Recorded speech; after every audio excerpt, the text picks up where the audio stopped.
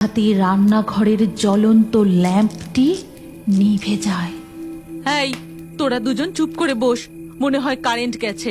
আমি ঘর থেকে হারিকেনটা জ্বালিয়ে নিয়ে আসছি। প্রায় অন্ধকার রান্নাঘরে পড়া থামিয়ে বানি ও ডকাই চুপ করে বসে থাকে। পুরো গ্রাম নিস্তব্ধ। বাইরে ঝিঝি পোকার আওয়াজ, আর মাঝে মধ্যে শিয়ালগুলোও ডেকে উঠছে।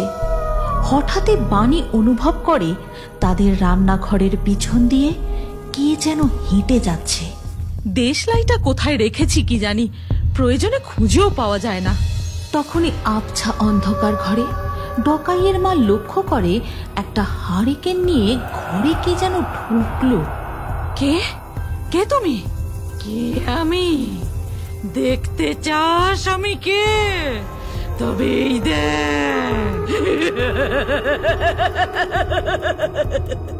হারিকেন ডাইনি তার হারিকেনটা মুখের কাছে তুলতেই ডকাইয়ের মা স্পষ্ট দেখতে পায় ভয়ঙ্কর বিভৎস চেহারার হারিকেন ডাইনিকে।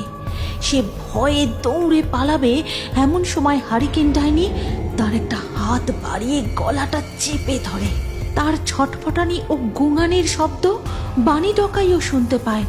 এই দিদি, ওই ঘর থেকে মায়ের এমন কষ্ট পাওয়ার আওয়াজ আসছে কেন? চল তাড়াতাড়ি গিয়ে দেখি। বানি ডকাই দৌড়ে ওই ঘরে গিয়ে দেখে ভয়ঙ্কর ডাইনি তাদের মায়ের গলা চেপে ধরেছে। মা, আমাদের মাকে কেউ বাঁচাও।